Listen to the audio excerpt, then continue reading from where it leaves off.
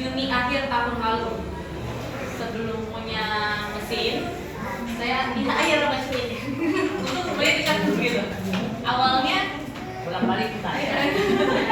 Buat mama. Awalnya memang jujur diajak ke pertemuan seperti ini, Cici mungkin sampai bosan. Ada 5 kali saya diajak, baru 6-nya baru datang. Nah itu ceritanya saya cuma ngosongin gelas aja, cuma mau tahu gimana sih karakteristik airnya. Memang saya tukang minum banget gitu ya. Bisa dilihat nih bukan tukang minum ini ya. Minum air putih. Bisa dilihat galonnya paling gede dibanding yang lain. Itu sehari bisa 4 literan memang kalau minum saya. Boros juga ya air putihnya. Nah, kemudian memang pokoknya 90% saya minum air putih dibanding air yang lain. Mantap itu. Onta, benar. Nah, di pemikiran saya adalah kalau minum air putih lebih baik dibanding minum air berwarna atau berasa. Betul ya Bapak Ibu ya.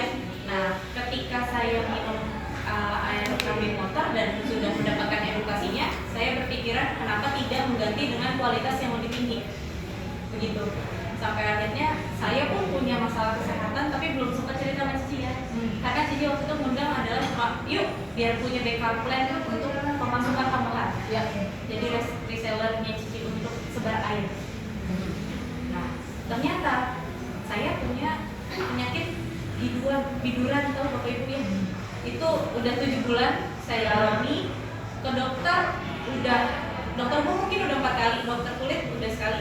Itu yang terjadi cuma menghentikan sesaat, bukan menghilangkan. Jadi kalau obat habis, ya balik lagi biduannya itu. Apalagi kalau malam, kan situasi udara makin dingin ya, itu malam pasti kebangun gatal. Harus minum obat. Kalau nggak minum obat, nggak berhenti. Akan cari lokasi mana lagi yang timbul gatalnya. Setelah 1 minggu saya rutin minum, ambil air dari rumah Cici, alhamdulillahnya itu merasa kok nggak bangun malam ya. Biasanya tiap malam minum 1 butir obatnya. Itu cuma minum 2 kali. Berarti kan udah mulai berkurang ya. Saya pikir masa cuma air. Awalnya begitu ya, masih skeptis padahal udah rutin minum.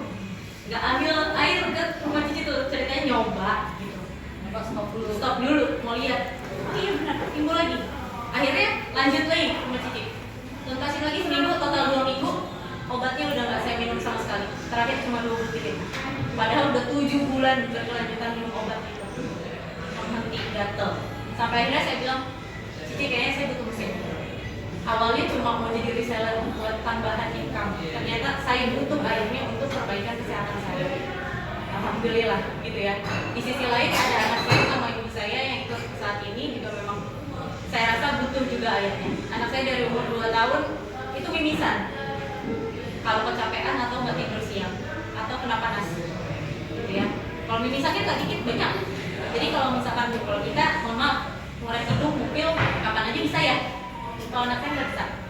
Mupil dikit aja, wah darahnya bisa 10 tisu. Banyak banget. Alhamdulillah sekarang masih mimisan nggak Kak?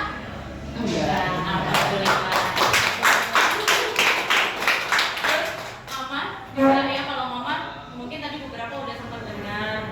Jadi mama itu susah minum air putih awalnya.